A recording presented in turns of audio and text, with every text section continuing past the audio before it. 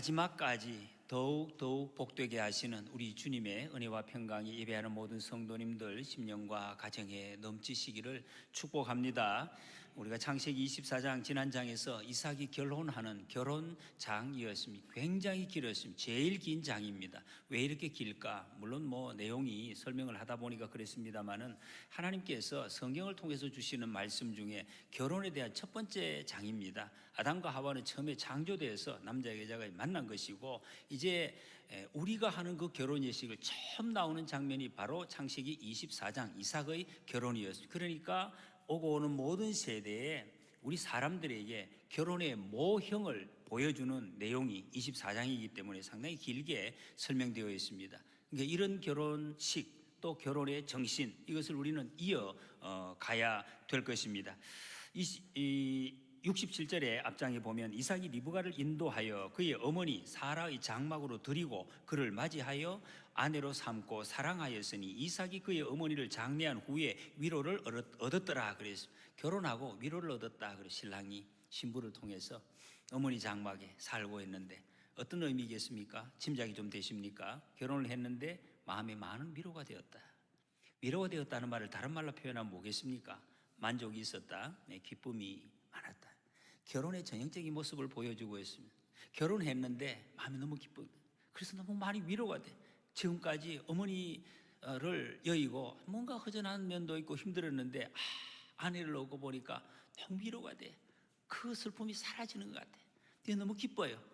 그래서 이제 위로가 되었더라, 위로를 얻었더라 라고 만족되었다는 것입니다. 결혼의 하나님이 우리에게 주신 결혼 제도, 하나님이 만드신 결혼, 이 결혼을 통해서 주시는 아름답고 정말 이 복된 모습을 이렇게 표현하고 있습니다. 다 이런 결혼을 하고 이런 결혼 생활을 경험해야 되는데 그렇지 못한 경우 많습니다. 우리가 다 그런 경우가 있죠.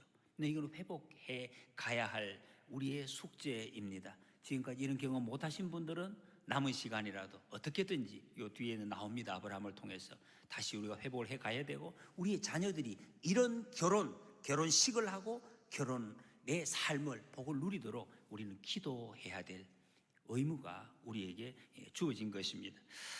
왜 이렇게 위로가 되었을까? 무엇 때문에? 가만히 있는데, 물론 가만히 있을 수도 있겠죠. 결혼하면 오히려 어려움이 더 많습니다. 기본적으로 다른 사람 만나서 입맛도 안 맞아, 엄마가 해주던 그 손맛이 안 나기 때문에 매일 하는 말이 왜 이렇게 좀 할 수 없느냐, 그거 뭡니까? 이렇게가 엄마 손맛이다. 엄마 손맛이 안 나니까 그런 이야기를 하죠. 근데 이게 리브가가 정말 자기 어머니 이삭의 어머니 사라의 손맛을 내서 그런지, 아니면 문화가 어떻게 잘 맞아서 그런지 그건 알 수는 없습니다. 근데 성경은 그런 설명은 없습니다. 성경에 있는 설명은 이삭의 특징을 밝혀주고 있습니다. 왜 이렇게 이삭이 결혼하고 참 아름답게 위로를 얻었을까? 이삭이 기도했기 때문입니다. 이삭은 자기 아내를 맞이하기 전에 본인이 기도하며 그 아내를 준비하고 기다렸습니다. 여러분, 기도하면 하나님이 응답해 주시기 때문에, 반드시 응답해 주시기 때문에, 자기 신부를 위해서 그렇게 기도했는데 하나님이 거기에 딱 맞는 신부를 주시지 않겠습니까? 주시죠. 그러니까 위로를 얻은 거예요. 만족을 얻은 거예요. 어떻게 얼마나 예쁘냐, 재산이 얼마냐, 그리고 결혼하면 힘들겠죠. 당연하겠죠. 그래도 됩니다. 그러나 이삭은 기도했다. 뒤에 보면 25장에 나오는데 이삭이 결혼 후에 20년 동안 아기를 낳지 못했어요. 그 가정에 자기 아버지하고 좀 비슷하지요. 20년 동안 얼마나 힘들었겠습니까? 그런데 그때도 기도하는데 엄마가 될 리브가가 기도하는 것이 아니라 남편 이삭이 그 아내를 위해서 기도를 해요. 그래서 하나님께서 아기를 주십니다. 이 얼마나 놀라운 모습입니까? 기도하는 사람 이삭, 하나님께서는 그 기도를 들으시고 이 결혼 생활에 이삭에게 위로를 주셨더라. 여러분, 기도하심으로 복된 가정을 이루시고, 기도하심으로 여러분들의 자녀의 가정이 위로를 얻는 그런 아름다운 가정 이루어 가시기를 축복합니다. 여러분, 이 기도하는 사람 삶에 기쁨에 있고 충만한 삶으로 변한다, 성경이 말씀하십니다. 누가복음 16장 24절에 구하라 그리하면 받으리니 기도하면 받는데 너희 기쁨이 충만하리라. 여러분 기도의 응답이 되니까 그 기쁨이 있는 거예요. 다른 말로 하면 위로를 얻는다 하는 말씀입니다. 위로를 얻습니다. 근데 결혼은 아들이 했는데 오늘 여기 본문에 보면 아버지인 아브라함이 더 성숙되어지고 새로운 삶의 전기를 맞는다 하는 말씀이 나옵니다. 어떤 사람은 잘 가다가 자식이 결혼식을 할 때 좀 이렇게 무너지는 경우도 있습니다. 자식이 말을 안 들으니까 이게 영적으로 하지를 못하고 그런 경우 많이 있잖아요. 근데 아브라함은 이 자식이 결혼 예식을 통해서 하나님의 약속을 더 생생하게 분명하게 세우고 계승하는 이제 그런 모습을 보여주고 있습니다. 1절에 아브라함이 후처를 맞이하였으니 그의 이름은 그두라라. 상당히 좀 놀라운 말씀이 등장을 하고 있죠. 아들이 결혼했는데 후처를 아브라함이 맞이했다. 이때가 아브라함이 사라가 죽은 후에 이제 38년을 더 사는데 그때 그 남은 인생에 다시 후처를 아브라함이 사라가 있죠. 그 다음에 하갈이 있었죠. 이제 또 그두라라는 여인이 있었습니다. 그리고 거기다가 결혼만 한 게 아니에요. 6명의 아들을 낳았습니다. 낳아가지고 그 아들이 여기 족속을 민족을 이루었다. 많이 번창하는 이런 일이 있었습니다. 이건 뭐지? 라고 우리가 생각이 될 수가 있습니다. 히브리서 11장 12절에 보면 아브라함이 이삭을 낳기 직전에 몸 상태를 이렇게 설명합니다. 죽은 자와 같은 사람이었다. 힘을 못 쓰는 이 거의 죽은 사람하고 같은 방불함 이런 사람이네. 근데 그런 상황에서 이삭을 낳았어요.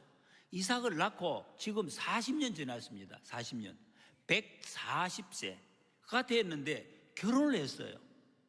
자식을 6명이나 연년생으로 낳았다 해도 6년 동안 그 이상 낳았으면 그 이상 동안 아들을 계속 낳았다는 거예요.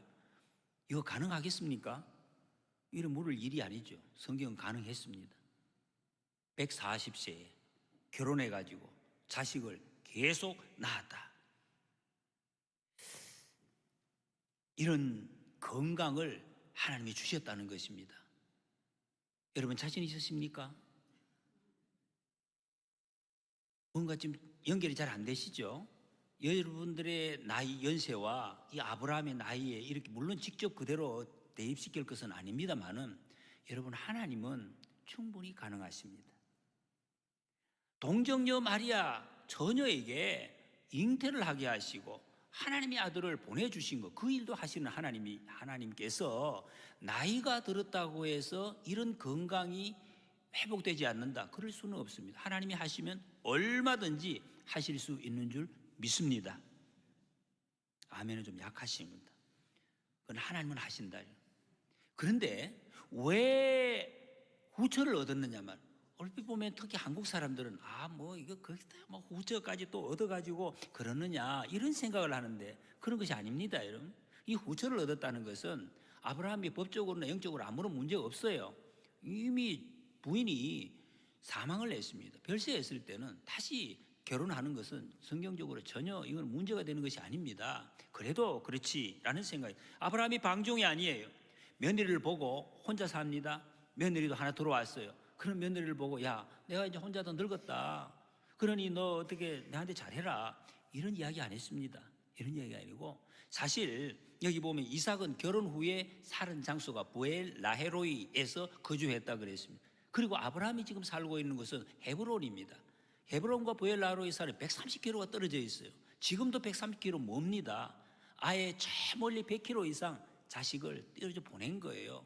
나 신경 쓰지 말고 아버지 혼자 계신데 어떡하나.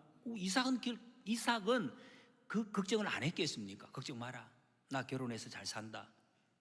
그걸 보여준 거예요. 자식이 편안하게 살아갈 수 있도록 이렇게 했다는 거예요. 그래서 새 아내를 얻었습니다. 그러면 하나님께서 아브라함이 고령에도 불구하고 생산할 수 있는 능력을 계속 유지시켜준.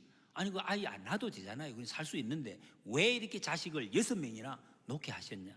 하나님의 뜻입니다. 왜?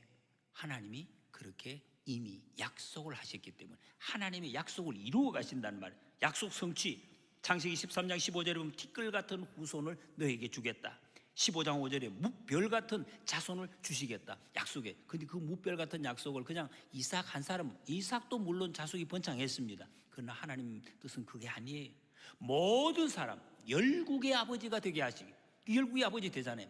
그 6명의 자녀들을 통해서 또 다른 자녀들을 통해서 수많은 족속들이 늘어날 하나님의 약속이 그대로 이루어져 가는 것입니다.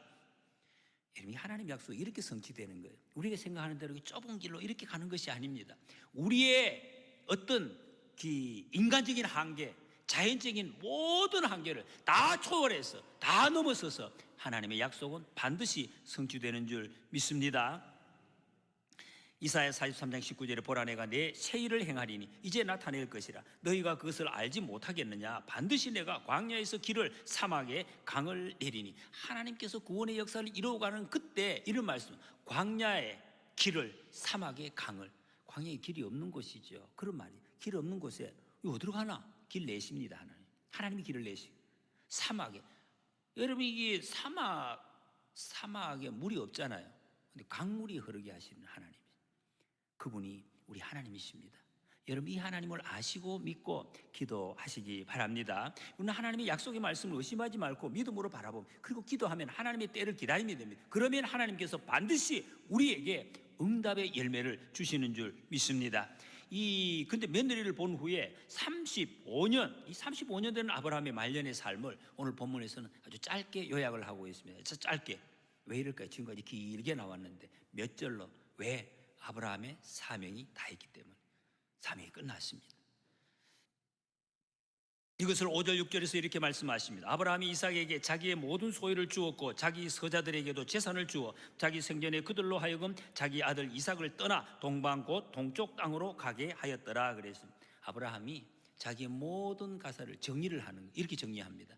참 이 성경이 기가 막힌 것 아닙니까?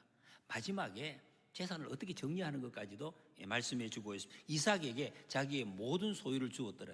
여러분 여기 모든 소유라는 말은 100%싹 쓸어서 이런 뜻이 아닙니다. 그러면 여러분 뒤에 서자들에게 주시는 게 없잖아요. 그게 다 주었어요. 이 말은 모든 소유라는 말은 아브라함에 포함된 여기는 동산, 부동산, 그리고 플러스 영적인 자산, 이 말. 아브라함의 마음속에 있는 지금까지 영적인 모든 경험, 모든 기도, 이것까지 이삭에게 전해 주었다. 개성이 되겠다. 그런데 서자들에게는 뒤에 게 빠져 있어요. 물질, 재산만 주은 거예요. 살 수 있도록. 그 물질 다 주어서 살 수 있도록 그렇게 만들어 주었습니다. 여러분 여기서 우리가 한 가지 볼 수 있는 것은 하나님께서는 택한 백성, 하나님의 자녀를 특별히 사랑하십니다. 특별히 보호하십니다. 그런데 하나님의 백성이 아닌 사람, 그 외의 사람들도 사랑하신다 하는 것을 여기 보여주고 있습니다. 버리지 아니하셔요. 우리가 보기에는 우리는 택한 백성이고 나는 하나님께 기도하는 사람인데 저 기도 안 하는 저 사람 어떻게 해요? 하나님 사랑하십니다. 보호하십니다. 다 먹을 것 주십니다. 얼마나 좋으신 하나님이십니까? 이 하나님이 아니었다면 제가 여기 없었겠죠. 여러분도. 여러분 우리 민족이 우상 숭배하고 저 미신에 완전히 찌들려서 이거는 뭐 가만히 두어도 저절로 멸망하는 그런 자리에 있었는데 130여 년 전에 선교사를 이 땅에 보내셔가지고 이적방한 곳에 복음을 전하게 하셨어요. 그래서 우리가 여기 있습니다. 지금 이런 화려한 모습으로 우리가 이 자리에 지금 서 있는 거예요. 그분들 대부분 순교했습니다. 선교사님들이 그 순교의 피 때문에 하나님이 그렇게 하셔서 우리가 이렇게 이런 지금 어마어마한 복을 누리고 있습니다. 하나님이 이렇게 하죠. 우리에게 은혜를 베풀어 주셨습니다. 이 세상에 이렇게 보면 여러분 아무리 돌아봐도 버려도 되는 사람 한 사람도 없다. 하나님이 다 사랑하시고 하나님이 다 구원하시고 다 채워주신다 하는 것이. 그러면 하물며 하나님 앞에 택함을 받은 저와 여러분들, 예배하는 우리는 어떻게 했습니까? 여러분? 말할 것도 없지요. 여러분 우리 사회 얼마나 존귀한가, 얼마나 귀한가. 하나님의 백성끼리 얼굴을 맞대고 만났다는 것, 같이 한자리에 앉아서 예배한다는 것.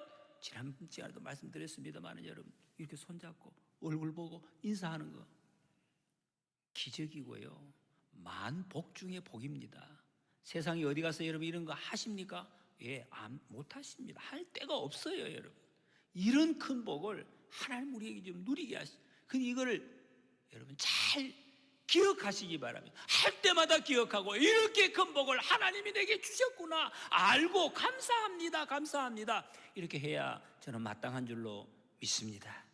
여러분, 우리에게 큰 복을 주셨습니다. 그런데 여러분, 우리에게는 구원이 있습니다. 예수님 믿지 않으면 구원이 없어요. 사탄과 사탄이 준 그 죽음의 속박에 묶여서 그냥 그렇게 살 수밖에 없는 거예요. 똑같이 살기는 살아요. 물질이 있어가 삽니다만은 구원 없습니다. 묶여 있습니다. 자유가 없어요. 많이 힘들지요. 한숨이 계속 나오고 어려운 삶. 그래서 여러분, 우리는 사랑하는 가족들, 친구, 이웃에게 예수님 전해야 되는 거예요. 그 자유에서 물질은 있어도 그게 살려주는 것이 아니고 사는 게 아니. 그래서 살 수 있도록, 자유를 누릴 수 있도록 그 일을, 복음을 전하라고 우리를 하나님께서 불러주셨습니다. 이런 복음을, 예수님의 복음을 계속해서 전하시는 우리가 되시기를 축복합니다. 이 아브라함이 서자들을, 자기 아들 이삭을 다 떠나게, 동쪽으로 멀리 떠나게 했습니다. 짐작이 되죠. 이 자녀들은 하나님이 약속하시지 않았어요. 유업에 참여하지 못할 자식이라는 것을 압니다. 그래서 자기 약속에 방해가 되지 않도록 내가 죽기 전에 정리를 하는 거예요. 멀리 떠나도록 이렇게 조치를 했습니다. 성경은 여러분 구속 역사입니다. 하나님이 구원의 역사가 어떻게 이루어져 가는지 이것을 쭉 기록을 하고 있어요. 많은 사람들이 있습니다. 여러 가지 일들이 있습니다. 그거 다 기록은 못하죠. 그러나 그 핵심이 있어요. 흐름이. 이게 어디로 흘러가는지, 전쟁이 어떻게 가고 승리가 어디 가는지 그 핵심이 어디에 있는지, 하나님의 사람, 택한 백성을 통해서 이 역사의 물줄기가 이렇게 간다 하는 거, 그거 보여주고 있습니다. 결국에는 하나님 뜻이, 이런 나무가 있잖아요. 큰 나무가 있는데 나무가 원가지가 있죠. 작은 가지들이 있죠. 요즘 뭐 전지도 합니다만 산에 올라가면, 여러분 산에 가면 이거 뭐 다 볼 수 있습니다. 소나무가 있는데 큰 원가지가 딱 서 있어요. 근데 나무 가지들이 부러져 가지고 땅에 떨어진 거 많습니다. 왜 그래요? 나무가 자기 스스로 보기에 이게 살기에 어려우면 잡다한 가지들이 다 스스로 버리게 돼 있어요. 그래야 원가지가 든든하게 사는 것입니다. 원가지가 부러지면 다 없잖아요.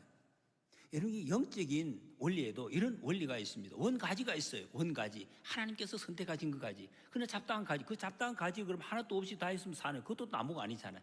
다 여러 가지 일들이 있습니다. 그러나 하나님께서 정리하실 때 정리를 하십니다. 하나님의 뜻이 온전하게 이루어지게 하신다는 것입니다. 구속의 역사를 이루어가게 하신다. 여러분, 우리는 하나님의 나라를 유업으로 받은 사람들입니다. 하나님의 백성들, 저나 여러분들, 하나님의 딸, 하나님의 아들들입니다. 그러니까 우리를 통해서 하나님은 역사의 물줄기를 이끌어가고 계셔요. 믿으시기 바랍니다. 이걸 아셔야 돼요. 역사가 나는 마주 끌려가나, 그거 아닙니다. 하나님은 여러분, 우리 한 사람 한 사람의 각자의 삶을 통해서 하나님의 역사를 지금 이루어가고, 우리를 통해서 법도 바꾸시고, 우리를 통해서 우리를 위해서 여러 가지 세상의 방향을 바꾸십니다. 그래서 우리를 통해서 일이 되게 하시는 분이 하나님, 좀 표현이 이상합니까? 그런 하나님이 어디 계시나? 여기 있습니다. 여러분, 구속의 역사는 그렇게 진행이 되어 가고 있다는 것을 하나님이 말씀하고 있습니다. 여러분, 이것을 우리가 한다면, 내가 역사의 주역이라는 것, 날마다 감사하는 거예요. 감사해야 돼요. 그리고 이 축복을 나만이 아니라 우리 육신의 가족들, 자녀들, 이웃들이 다 함께 누릴 수 있도록 예수님 앞으로 초청하는 것이 우리의 가장 급선무라는 것입니다. 여러분, 하나님께서 나의 개인과 나라의 역사를 주관하고 계시는 이것을 정말 알고 믿으면 한숨 쉬지 않겠죠. 한숨.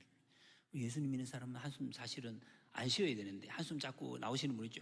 그러지 마시고, 연습하시고 한숨 대신에 예수님 이름 부르시기 바랍니다. 하나님께서 나를 통해서 하나님의 역사를 이루어 가십니다. 7절 8절에 보면, 아브라함의 향년이 175세라 그의 나이가 높고 늙어서 기운이 다하여 죽어 자기 열조에게로 돌아가며, 아브라함의 죽음의 모습입니다. 아브라함 몇 살까지 살았나? 175세, 많이 살았나? 그거 말씀하는 게 아니죠. 몇 살이 문제가 아닙니다. 아브라함도 죽었다, 다 죽는다, 그거 말씀하고 있는 거예요. 저도 죽고 여러분 다 죽습니다. 그렇겠죠? 언제? 그것만 남아있습니다. 다 죽습니다.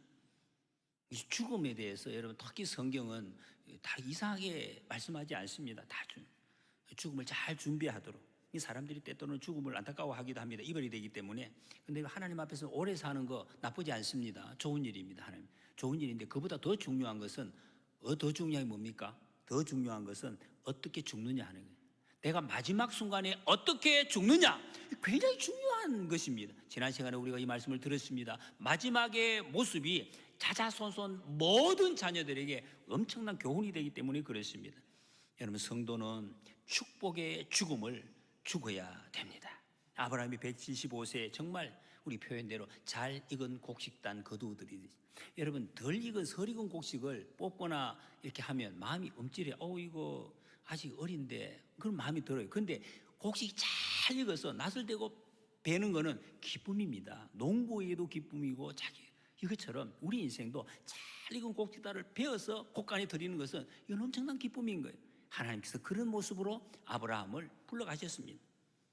향년이래, 향년. 여러분, 우리 향년으로 번역을 했는데 한자어의 향이 뭡니까? 누린다. 누릴, 해, 년, 해를 누린다. 1년, 2년. 올해도 이제 1년 다 돼간다. 내년에 새 1년 맞는다. 이렇게 표현을 하죠.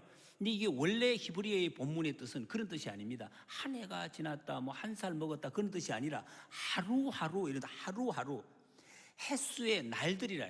오늘 하루하루가 모여진 그 날들, 이런 말입니다. 여러분, 우리 인생이 1년, 2년이 아니라 오늘 하루, 조금 더 줄이면은 오늘 이 순간, 이 시간 분초, 이것이 모여져서 그게 우리 인생이라는 향년. 여러분, 그래서 이 시간이 중요합니다. 죽음, 곧 죽겠죠. 그렇지만 그보다 더 중요한 게 지금 이 시간 어떻게 사는 우리의 자세가 바로 살지 못하면 죽음이 바른 죽음이 될 것이라는 보장이 없죠. 그런 일이 없습니다. 나이가 높고, 이 말은 백발이 되었다, 이런 뜻입니다. 이 백발은 성경의 긍정적인 표현입니다. 백발이 되어서 그런 뜻이 아니라 아주 좋은, 행복하게 보이는, 여러분 늙어도 이렇게 행복하게 나이가 먹고, 그 다음에 기운이 다하여, 이 기운이 다하여 표현도 우리말에는 좀 그 어감이 안 나와요. 이 원래 원문에 보면 힘이 빠져서 나 힘 없어, 그런 의미가 아닙니다. 만족했다, 이런 말이에요. 기운이 다했다, 기운이 다했다, 내 요 사명이 다했다, 만족하다. 그리고 다른 말로 하면 뭡니까? 여한이 없다. 나 여한이 없어요. 하나님 앞에 충성했어요. 열심히 달려왔습니다. 장로님 지금 휴무하신, 여러분, 이게 피곤하고 지쳤다는 것은 뭘 뜻합니까? 한 방향으로 혼신을 다해서 달려왔다는 것을 나타내주는, 그게 피곤해 지치는 거죠. 대충 가면 지칠 일이 없죠. 이제 그렇게 여러분, 우리가 마지막 인생의 마지막 순간에 하나님 조금 부족하지만 혼신을 다해서 달려온 것 같아요. 하나님 함께 해주신 거 감사해요. 이런 고백을 하는 지금 이 아브라함의 모습입니다. 여러분, 죽음이 뭡니까? 우리의 죽음. 여러분들은 죽음을 실제로 잘 아마 못 보시죠. 지금 목사이기 때문에 제가 몇 번이나 마지막 순간을 마지막 똑같아요. 모든 어떤 사람이 똑같습니다. 제가 한번 보여드릴까요? 미리. 저도 그럴 거예요.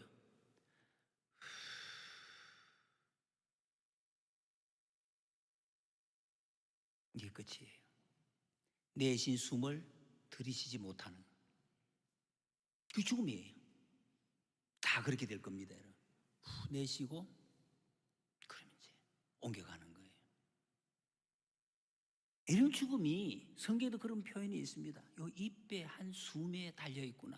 요 숨이 들어가지 못하면 죽는데, 그런데 여러분, 이 죽음이 끝이 아니라는, 사람은 안 끝났어요. 시작이.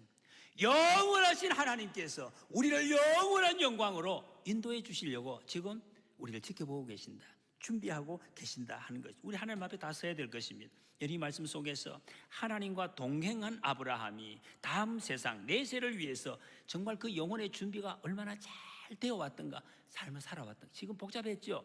복잡한 것 같은데 하나님 앞에서 준비 잘했다, 이런 말씀입니다. 살아왔어요.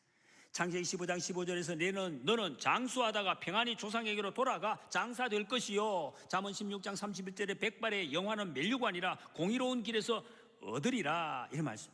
그리고 이대로 됐잖아요. 하나님이 말씀하신 대로 아브라함이 이 약속을 이루었습니다. 어려움 많았죠. 얼마나 많은 어려움이 있었습니까? 그런데 믿음으로 왔습니다. 그래서 믿음의 조상이 되었어요. 힘들었지만 믿음의 자리에 섰습니다. 그래서 아브라함의 마지막이 축복의 결말입니다. 이 축복의 모습으로 마무리를 짓는 거예요. 여러분, 아브라함도 그랬듯이 우리 모두도 성도의 믿음이 결국에는 역시 똑같습니다. 베드로전서 1장 8절에 이제도 보지 못하나 믿고 말할 수 없는 영광스러운 즐거움으로 기뻐하니 믿음의 결국 곧 영혼의 구원을 받음이라 그랬습니다. 여러분, 믿음의 길, 우리가 가는 것은 십자가의 길입니다. 고난이 있어요. 근데 고난 성경은 나쁘게 이야기하지 않습니다. 고난이 있습니다. 괜찮습니다. 있는 것을 그 길을 갑니다. 그러나 믿음의 결국 뭐냐? 구원, 평강, 안식, 기쁨이다. 이렇게 말씀. 하나님이 정해놓으셨습니다. 그 길을. 오늘도 이 세상에서 여러분 좀 힘드셔도 하나님과 동행하는 이 복 누리시다가 참된 안식, 평강에 호일이시기를 축복합니다. 9절에 보니까 그의 아들들이 이삭, 이스마엘이 그를 마무리 앞 해쪽 속 소할의 아들 에브론의 밭에 있는 막벨라굴에 장사했다 그랬습니다. 여러분, 이때 이삭의 나이가 75세, 이스마엘이 13살 위니까 88세입니다. 우리가 보기에는 뭐 노년이라고 할 수 있는데 이 당시 나이로는 뭐 그렇지는 않겠죠. 좀 젊은 청년층에 속하는 나이인데, 그런데 이 두 사람이 모였어요. 따로 떨어져서 살았는데 이 아버지 죽음 때문에 같은 아버지잖아요. 모여서 장례식을 합니다. 막벨라굴에 어머니가 이제 묻힌 그곳에 합장을 지금 하는 일을 하고 있다. 여러분, 이게 어떤 모습입니까? 이스마엘과 이삭은 이게 대립 관계예요. 만날 수 없는 대적이죠, 대적. 어릴 때부터 그랬습니다. 이스마엘 입장에서는 13년 동안 자기가 외아들이에요. 아버지 사랑 독차지하면서 쭉 살았는데 갑자기 이게 어디 조그만한 애가 동생이 태어나더니 완전히 세상이 뒤바뀐 거예요. 뒤바뀌고 자기 쫓아냈잖아요. 세상에 아들을 자기 어머니하고. 그러니 이런 비참한 삶이 어디 있습니까? 거기다가 이스마엘이 어릴 때 이삭이 동생이 자라는 걸 보고 또 놀리고 그 구박하고 이런 관계가 있었습니다. 이 둘 사이는 거의 원수 관계입니다. 같이 있을 수가 없는 그런 관계. 거기다가 또 어머니 사이도 마찬가지. 그 하갈이 막 자기 주인을 갖다가 또 비방하고 하다가 사라가 또 화가 나서 하갈을 쫓아내고 박해하고 이런 일이 있고, 그것 때문에 사라가 또 이삭의 어머니 입장에서는 그 아브라함과 관계가 아주 어려워져서 가정에 분란이 일어나는 이런 일도 있었습니다. 이런 정도 문제를 일으켰으니까 이 두 사람은 가까이 친하게 지낼 수가 없어요. 따로 떨어져서 지냈다는 것입니다. 여러분, 자식 문제 참 어렵지 않습니까? 많이 어렵습니다. 마음대로 안 되니까 어떻게 하겠어요? 근데 이거 어떻게 하나? 어려운 건 내가 할 수 없는, 아버지가 죽었어요. 죽는데 이 두 아들이 같이 와서 아브라함을 장사하고 있습니다. 뭡니까? 화합한다는 거예요. 화합이 됐어요. 기적이 일어났습니다. 사실은 이거는 사실은 아브라함이 살아있을 때 아마 죽기 직전에 마음속에 제 생각에는 못 데모처럼 바뀌어 있었대. 저거 어떡하나, 이스마엘은 어떡하고 이삭은 저거 어떡하나, 저 둘이 어떻게 살 거냐, 얼마나 가슴에 못이 바뀌었겠어요. 이 못을 내가 뺄 수가 없어요. 그런데 하나님께서 못을 싹 빼서 이 둘이가 같이 와서 장례식을 합니다. 그러니까 아브라함 마음은 마지막에 그 죽는 순간에 정말로 이게 지극히 화평한 마음으로 눈을 다 감을 수 있는 이런 복을 누리게 됐다는 것입니다. 이게 여러분, 말씀 따라 믿음으로 걸어간 믿음의 사람의 결말이라는, 이렇게 하나님께서 하시는 것입니다. 여러분, 예수님의 죽음이 이랬습니다. 예수님이 죽으심으로 하나님과 사람이 화목을 이루었지 않습니까? 이것처럼 믿음의 사람의 죽음이 정말로 이 불화하던 사람의 화목이 일어나고 평강의 역사가 일어나는 이런 죽음이 우리가 정말로 되어야 될 것입니다. 하나님은 마지막을 더 복되게 하시는 하나님이시다 하는 것을 보여주고 있습니다. 여러분, 이거 우리의 믿음의 시작은 다 갈등이 있습니다. 갈등이 정말 심합니다. 하나님도 말씀도 죄도 모르는데 모르기 때문에 갈등이 생길 수밖에 없습니다. 근데 그 뜻을 알고 나면은 하나님 순종을 하겠죠. 예수님이 말씀하셨습니다. 내가 세상에 화평을 주려고 온 줄로 아느냐? 내가 너희에게 이르노니 아니라 도리어 분쟁하게 하려 함이로라. 이렇게 말씀합니다. 그러면서 쭉 말씀합니다. 5집이 분쟁하고 셋이 둘이 셋과 하고 아버지와 아들이, 아들과 아버지가, 어머니와 딸이, 딸이 어머니와 시어머니, 며느리가 며느리 시어머니. 분쟁 많이 하잖아요. 여러분, 분쟁이 없으면 좋겠죠. 분쟁 없이 아무 싸움이 없이 그냥 평안한 거, 이것이 정말 하나님이 원하시는 뜻이 아니라고 말씀하고 예수님께서 분쟁하리라, 싸움 많이 하리라 이렇게 말씀하고 있습니다. 그래서 여러분, 예수님을 믿는 우리는 분쟁이 있고 싸우는 거 그거 그렇게 싫어할 필요 없습니다. 좀 힘은 들겠죠. 힘든 거는 사실이지만 싫어할 필요 없고 그것을 물리치려고 해. 오히려 받아들여야 돼요. 분쟁 안에 들어가서 그 어떻게 하느냐, 어떻게 합니까? 이게 뭡니까? 이게 어떤 뜻입니까? 넓게는 가족 간의 의견 충돌이 있고 좁게는 내 마음속에 이런 마음의 갈등이 있잖아요. 마음의 갈등. 이 갈등이 왜? 예수님 하나님의 말씀을 온전히 믿지 못하고 그게 믿음의 성숙이 없기 때문에 이 갈등은 있을 수밖에 없던 것입니다. 갈등이 있는 것. 이런 갈등 나쁜 거 아닙니다, 여러분. 갈등을 통해서 얻어지는 것 반드시 있습니다. 뭡니까? 구원입니다, 여러분. 성숙이에요. 나의 연단입니다. 하나님의 이 연단을 통해서 우리를 하나님의 구원의 도구로 쓰신다 하는 것입니다. 그렇게 되면은 여러분 우리 마음 환경 이 모든 것을 주님이 변화시켜 주시고 평강이 오고 효대하게 되고 다시 형제 사랑하게 되고 복받는 모습으로 나타나게 된다. 이것을 말씀하고 있습니다. 갈등도 결국에는 사라지고 예수님 앞으로 돌아오면 그렇게 되는 거예요. 그래서 여러분 예수님을 증거하는 것이 이렇게 중요한 것입니다. 여러분 우리는 예수님의 복음 안에서 우리 마음과 육신의 가족, 영적인 가족들 간의 갈등이 점점 더 사라지는 이 은혜가 있으시기를 축복합니다. 마지막 절 11절에 보면 아브라함이 죽은 후에 하나님이 그의 아들 이삭에게 복을 주셨고 이삭은 부엘라흐로의 근처에 거주하였더라 그랬습니다. 아브라함이 말씀 따라 일생을 가다가 걸어오다가 이제 갔고 하나님 앞으로 갔고 그 후손 이삭에게 하나님이 복을 주셨다. 이삭이 부엘라헤로이에 거주한다라고 말씀합니다. 여러분 부엘라헤로이의 뜻은 나를 감찰하시는 하나님이라는 뜻입니다. 감찰. 이 말은 다른 말로 하면 하나님께서 나와 계속 함께 계신다. 내 곁에서 감찰하고 계신다. 보고 계신다. 그런 말. 떠나지 않으시는 하나님. 이 말은 이삭이 하나님을 떠나지 않았다. 아버지의 믿음을 그대로 계승했다 하는 것을 상징적으로 보여주고 있습니다. 믿음의 계대가 이어졌습니다. 제가 어느 그 씨름 하는 그 영화를 본 적이 있어요. 근데 영화를 본데 계속 나오는 말이 하나가 있더라고요. 한 사람이 그 선수가 굉장히 타고났어요. 씨름 감각을 타고났고 잘 하는 사람인데 근데 게임에서 계속 져요. 왜? 너는 잘하기 때문에 내가 하면 이긴다 이런 생각만 가지고 하니까 계속 백전백패를 하는 거예요. 그랬더니 그 노련한 선배가 이런 말을 했습니다. 너의 점들을 선으로 연결해라. 좀 약간 좀 점을 선으로 연결해라. 그래야 네가 견딜 수 있다. 이 무슨 뜻인가? 거기 뭐 그런 설명은 따로 안 나와요. 제가 가만히 한번 생각을 이게 무엇인가? 점은 하나가 있잖아요. 단단해요. 절대 안 부서집니다. 근데 선은 뭐죠? 연결. 선이 연결 아닙니까? 연결하는 관계라는 거예요. 연결하고 관계하는. 연결하고 관계하려고 그러면 거기 겸손이 있어야 되겠죠. 그런 마음을 네가 기본기를 갖추지 않으면 절대로 승리할 수가 없다. 아무리 네 재주가 뛰어나도 그런 말이죠.